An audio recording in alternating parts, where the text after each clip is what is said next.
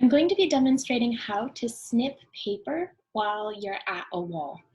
You can set your child up to be able to practice snipping in this way so that they're able to focus primarily on keeping their elbow at their side, because we don't want our arms out like this.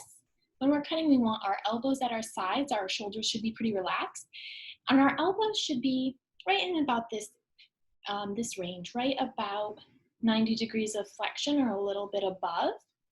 So I hung my paper so that it's the right height for me. You'll also notice that I used cardstock paper or construction paper. It's a little bit easier to cut than something like standard paper that's really flimsy and that you might go to cut it and it just keeps bending. For this, since it's taped to the wall, a standard piece of paper would also work just about as well, since the helper hand isn't having to manipulate and keep that paper in a position where it's easily able to be cut. But for this, we're going to start with our thumbs on top. Thumbs go in the small hole, fingers below. I like to put my pointing finger up front. There we go. Sometimes we call him the bus driver. He sits up at the front, just like the bus driver rides at the front of your bus. You can use your helper hand like this with thumb on top and snip while standing at the wall. This way we're really getting that elbow at our side, and we're also able to use our helper hand just a little bit and having it be cued by where the paper is on the wall. You'll also notice that I made thicker lines for the first few to demonstrate how a thicker line is easier to cut because you don't have to be as precise when you're lining your scissors up to that line. Then I made them a little bit thinner as I went across, but I did make some that are longer.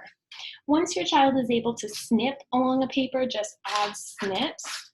Then we want to practice aligning to a line, especially a bold line.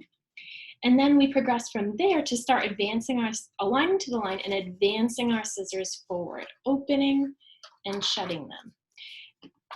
After we start advancing, we'll work on getting so that we're advancing further. Manipulating with our helper hand is also an important part of being able to advance.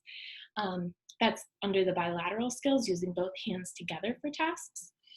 And the other point is being able to stop at the end of a line, such as when you're cutting a shape, so that you can turn or reposition your paper to be able to continue cutting on the line. For this one, I think we're just about there. Oh, I remember the last thing. The last thing I was going to say is for the cutting and coming to a stop point, we could add stickers to make it so that there's a little bit of feedback there. I could even put maybe a piece of tape as kind of like a finish line for the line that I'm cutting. So you can see I added a piece of tape across the end.